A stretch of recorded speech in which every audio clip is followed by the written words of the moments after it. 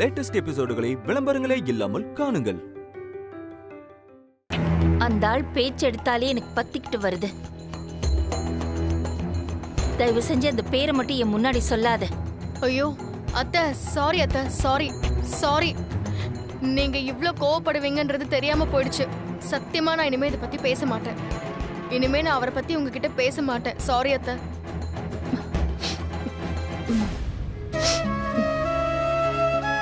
Sorry. கோபத்துல நான் ஏதேதோ பேசிட்டேன். ஐ அம் சாரி. புள்ளத்தாச்சி பொண்ணு இவ்வளவு நேரம் சாப்பிடாம இருக்க கூடாது. வா சாப்பிடலாம், வா.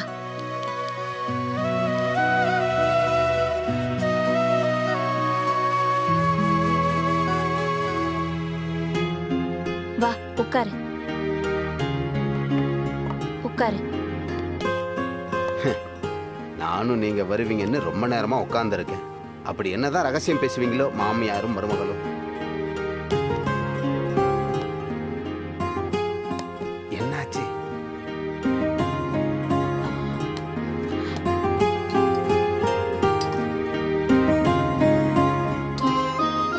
லட்சுமி, நீயே உட்காந்து சாப்பிடு. நாம எல்லாரும் ஒன்னா உட்காந்து சாப்பிட்டு எவ்வளவு நாளாச்சு. என்ன என்னாச்சு?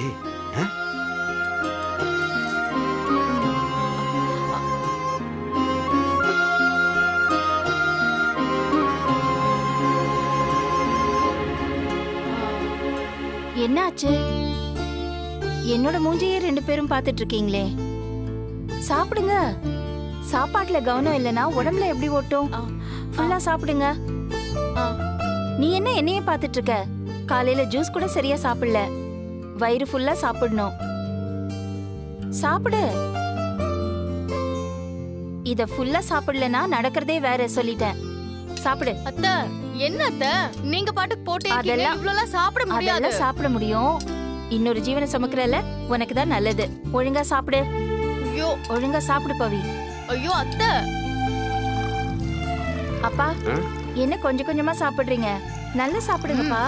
இல்லம்மா, இதுவே எனக்கு போதுமா. நான் வயசானவமா. என்ன வயசானவன்றீங்க? அத்தை விடாதீங்க அத்தை. தாத்தா எப்பவும் இப்படிதான். சாப்பிடுங்க, சாப்பிடுங்க. அப்பா எந்திரிக்க கூடாது. உட்காருங்க. நீங்க சாப்பிடுங்க, சாப்பிடுங்க. இவ்ளோ போட்டியம்மா? சாப்பிடுங்க, மெதுவா சாப்பிடுங்கப்பா. சாப்பிடுங்க. நானும் சாப்பிடுறேன். நீங்க எங்களை ஏமாத்தலாம், அத்தை ஏமாத்த முடியாது. பாத்தீங்களா?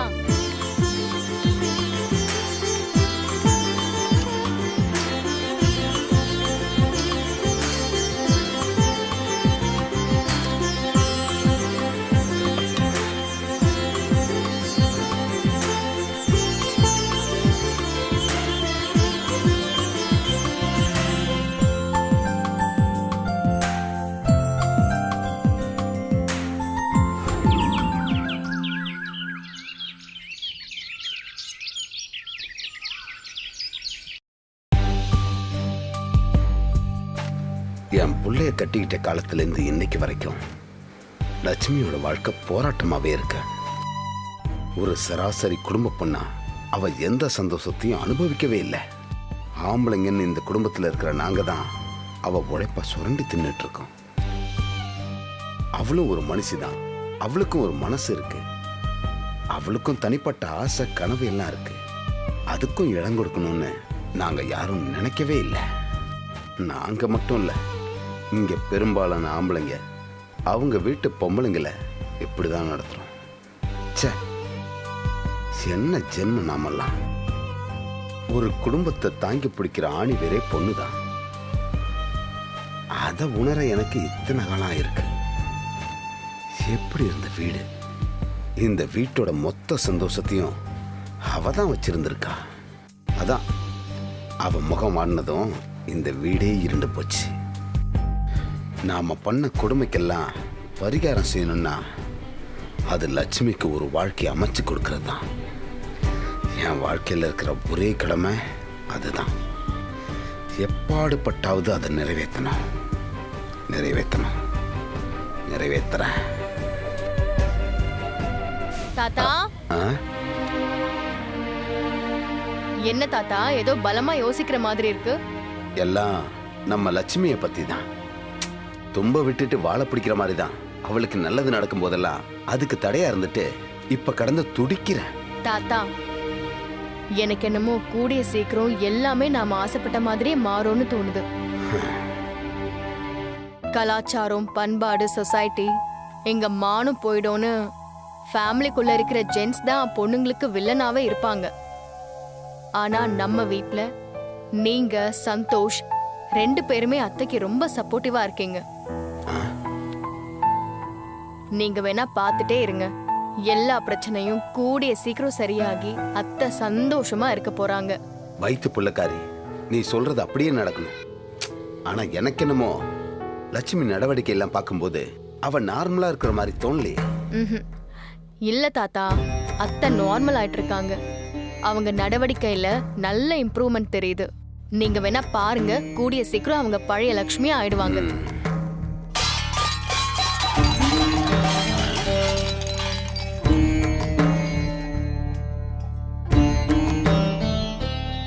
என்னாச்சு?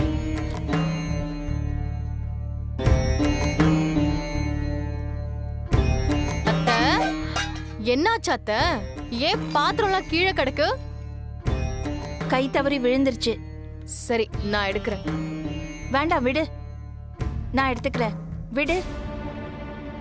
இதுல என்னத்த இருக்கு? இருங்க, நான் எடுத்து வைக்கிறேன். வேண்டான்னு சொன்னேன். இல்ல அத்தை, நான் விடு, நான் எடுத்துக்கிறேன். வேண்டாம்.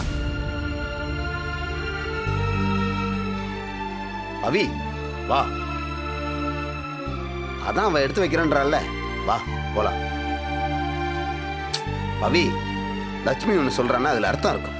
நீ கர்ப்பமா இருக்கல்ல, அதனால எடுத்து வைக்க வேணாம்னு சொல்றா. வா வான்றல்ல, அத வை, இங்க வச்சிட்டு வா.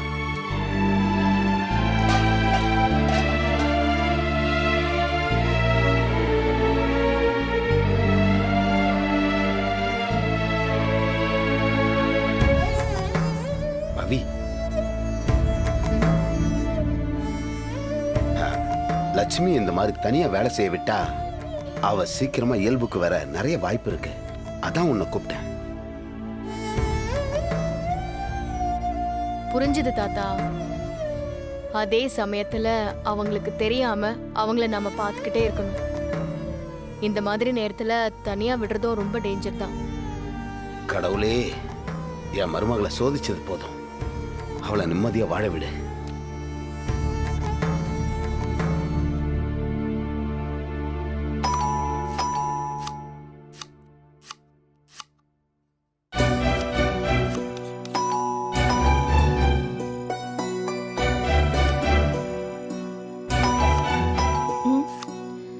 என்ன பெல் அடிச்சிட்டே இருக்கு? வீட்ல யாரும் இல்லையா?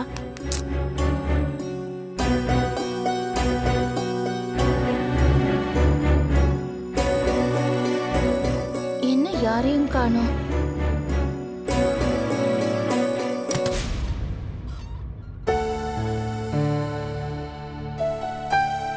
ஹாய் மேம், நல்லா இருக்கீங்களா? ம், என்ன மேடம், நாங்க யாருன்னு தெரியாம கன்ஃபியூஸா இருக்கா? நேயர்களுக்கு வணக்கம். நான் உங்க லட்சுமி பேசுறேன். நீங்க கேட்டுட்டு இருக்கிறது பிங்க் எஃப்எம். நீங்கெல்லாம் என்ன மேடம் பாக்குறீங்க? நாங்க ஃபேன்ஸ் மேடம். அப்படியா? மேடம், உங்க கூட நான் 4 டைம் பேசியிருக்கேன். என் வாய்ஸை வச்சு நான் யாருன்னு கண்டுபிடிங்க பாப்போம். உங்களுக்கு வேணா நான் ஒரு க்ளூ கொடுக்குறேன். என் பேரு மேடவாக்கம் லாவண்யா. வேளச்சேரி காலேஜ்ல செகண்ட் இயர் பிகாம் படிக்கிறீங்க. அம்மா ஹவுஸ் ஒய்ஃப், அப்பா ஆட்டோ ஓட்டுறாரு. நீங்க நல்லா படிச்சு ஒரு கலெக்டர் ஆகணுங்கிறது அப்பாவோட ஆசை. ஆமா மேடம், சூப்பர் மேடம். நீங்க மேடம், நாங்க எல்லாரும் சேர்ந்து உங்களுக்கு சர்ப்ரைஸ் கொடுக்கலான்னு பார்த்தா நீங்க எங்களை ஆச்சரியப்பட வைக்கிறீங்க மேடம். ரசிகர்களை ஞாபகம் வச்சிருக்கேன்னு சும்மா தான் செலிபிரிட்டிங்க சொல்லுவாங்க. ஆனா நீங்க வேற லெவல் மேடம். அந்த ஷோ தான் எனக்கே என்னை யாருன்னு தெரியப்படுத்துச்சு. அதையும் அதுக்கு காரணமான உங்களையும் என்னால எப்படி மறக்க முடியும்? ஆமா, இங்க எதுக்கு வந்தீங்க? என்ன நடக்குதுங்க?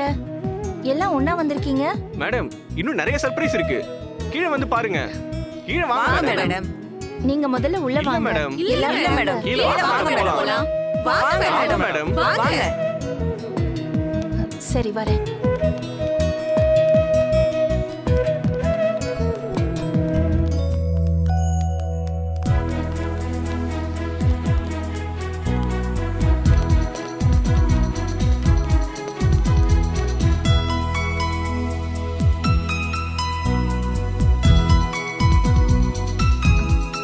வணக்கம் சார். மேடம்.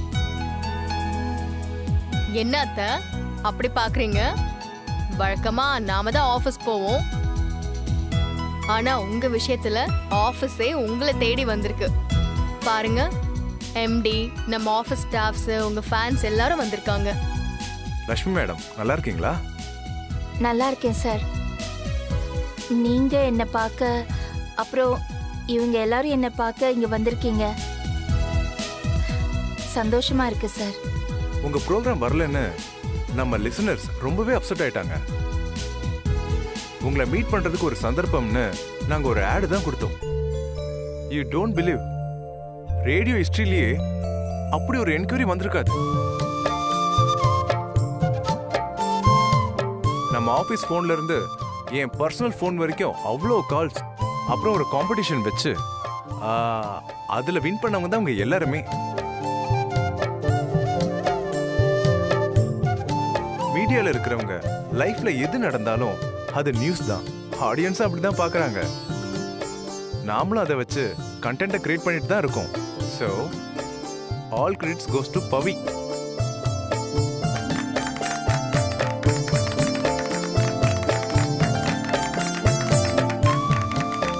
என்ன மொத்த பழியும் தூக்கி என் மேல போட்டுட்டு இருக்கீங்க? அது இல்ல அத்தை, உங்களுக்கு ஒரு சேஞ்சா இருக்கணும்னு தான் ஏதோ இது எல்லாமே. இவங்க எல்லாருமே இன்னைக்கு ஃபுல்லா உங்க கூடவே தான் இருக்க போறாங்க. நிறைய ஃபன் மொமெண்ட்ஸ் இருக்கு. கண்டிப்பா சர்ப்ரைஸ் ஆவீங்க, பாருங்க.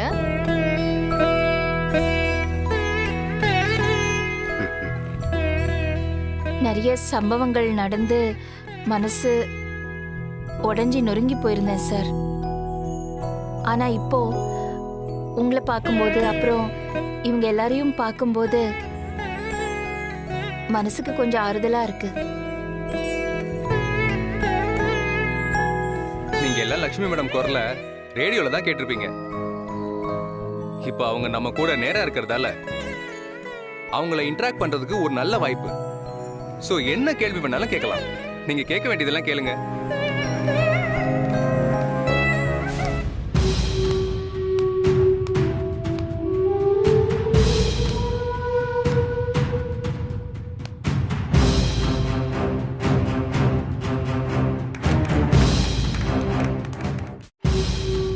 இது என்ன புது கதையா இருக்கு?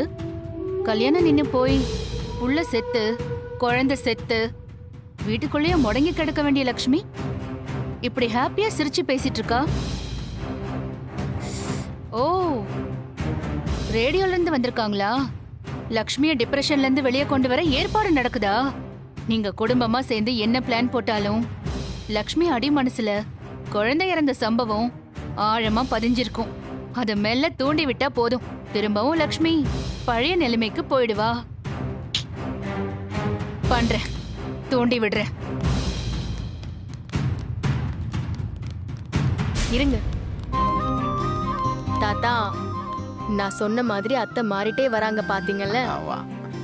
அவங்கள எங்க டச் பண்ணா ஹாப்பி ஆவாங்கன்னு எனக்கு தெரியாதா? உண்மைதான் பவி, ஒரு பொண்ணோட மனசு ஒரு பொண்ணுக்கு தான் தெரியும். ஆனா நீ அத்தைய நல்லாவே புரிஞ்சு வச்சிருக்க. இங்க பாரு பவி, நம்ம லட்சுமி இந்த சந்தோஷத்துல இருந்து கீழே இறங்கிடவே கூடாது. அதை நீ தான் பாத்துக்கணும். சரி? ஆமா, இந்த நேரம் பார்த்து சந்தோஷம் எங்க போனா?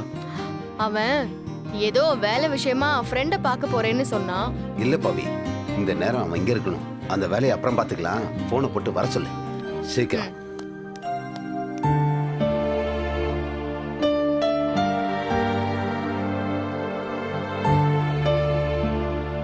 ஒரு சாதாரண குடும்ப பொண்ணுக்கு கிடைச்சிருக்கிற மிகப்பெரிய ஒரு அங்கீகாரம். அதுவும் நீங்க எல்லாரும் என் வீட்டுக்கே வந்திருக்கீங்க. என்னோட சந்தோஷத்தை என்னால வார்த்தையால சொல்ல முடியல. மேடம், உங்க பேச்சு இங்க இருக்க பல பேரோட வாழ்க்கையை மாத்தி இருக்கு மேடம். என்னையே எடுத்துக்கிட்டீங்கன்னா என் புருஷன் பயங்கர குடிகாரன் மேடம். வேலைக்கு போயிட்டு சாயங்காலம் குடிக்காம வரவே மாட்டான். தினமும் சண்டை பிரச்சனைன்னு எனக்கு செத்துடலாம் போல இருந்துச்சு. என் சொந்தக்காரங்க எல்லாருமே அவன் கட்டின தாலியை அறுத்து போட்டுட்டு போன்னு சொல்லுவாங்க. எனக்கு என்ன பண்றதுனே தெரியல மேடம். அந்த நேரம் பார்த்து நான் உங்களுக்கு கால் பண்ணேன். யாரும் சொல்லாத ஒரு தீர்வை நீங்க எனக்கு சொன்னீங்க.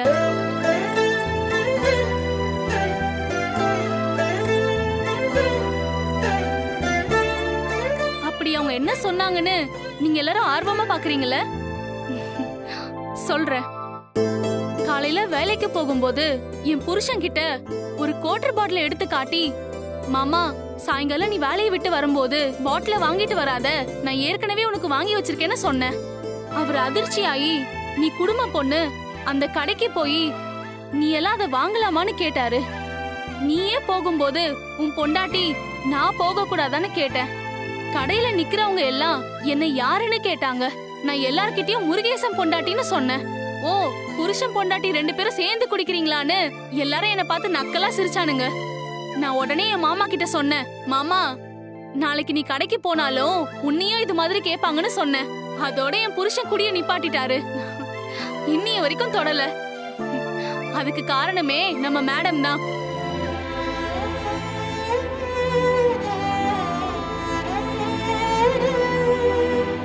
மேடம், இந்த மாதிரி இங்க இருக்கிற ஒவ்வொரு பொண்ணுங்களோட வாழ்க்கையிலயும் நீங்க இருக்கீங்க மேடம். என் வருமானத்துக்கு மீறி செலவு பண்ணி என்ன கடங்காரன ஆக்கின என் ஒய்ஃபை திருத்தினதே மேடம் தான்.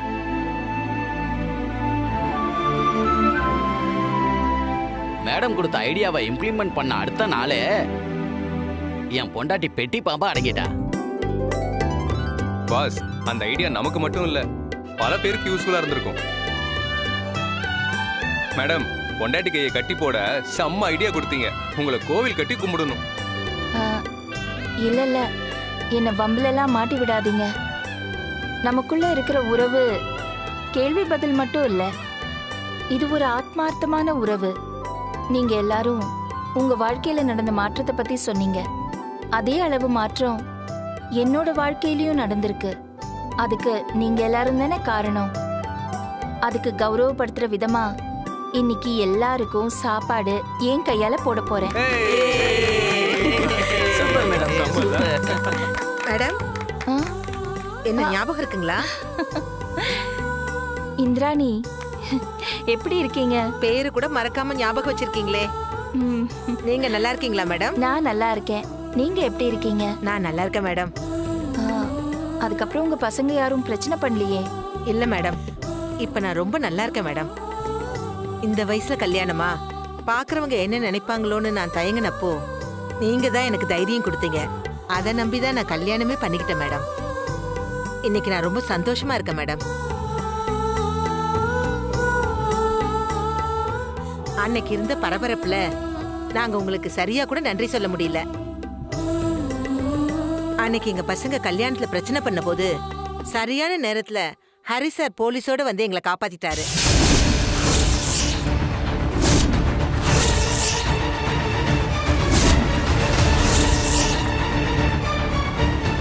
அவருக்கு ரொம்ப தங்கமான மனசு மேடம். நாங்க சாமி கும்பிடும் போதெல்லாம் உங்க 2 பேருக்கும் சேர்த்துதான் மேடம் கும்பிடுவோம். விதிய பாத்தியா பாவி, இவங்க சேர்த்து கல்யாணம் பண்ணி வச்சு அவங்க நல்லா இருக்காங்க. ஆனா இவங்க சேர முடியாம போயிடுச்சு. எப்படியாவது லட்சுமிய ஹரியோட சேர்த்து வைக்கணும்னு என் மனசு அடிச்சுக்குது. ஆனா அதுக்கு சாத்தியம் கண்ணு கெட்டின தூரம் வரைக்கும் தெரியல. தாத்தா, நம்பிக்கை இழக்காதீங்க. நல்லது பண்றவங்களுக்கு சோதனை வரதா செய்யும். ஆனா அது கொஞ்ச காலம்தான். நீங்க வேணா பாத்துக்கிட்டே இருங்க. அத்தை கண்டிப்பா ஹரி சாரோட சேருவாங்க. அன்னைக்கு ஹரி சார் இங்க தான் இருக்கிறதா சொன்னாரு. அவர் இல்லைங்களா? இல்ல. அபி, லட்சுமி கிட்ட ஹரிய பத்தி பேசுறாங்க. பாவம், அவங்களுக்கு இங்க நடந்தது தெரியாது. லட்சுமி இப்ப சந்தோஷமா இருக்கா, அதை கெடுத்துட வேணாம். நீ போய் பேச்ச மாத்து. ஓ ஓ. நீங்க எப்படி இருக்கீங்க? உங்க கணவர் எப்படி இருக்காரு? நல்லா இருக்காரு? நல்லா இருக்காரு மேடம். அத்தை, சாப்பாடெல்லாம் ரெடியா இருக்கு, நம்ம எல்லாரும் சாப்பிடலாமா? சாப்பிடலாம். யார் என்ன சொன்னாலும் அந்த ஆள் ஒரு கொலைகாரன், அதை மறக்க முடியாது.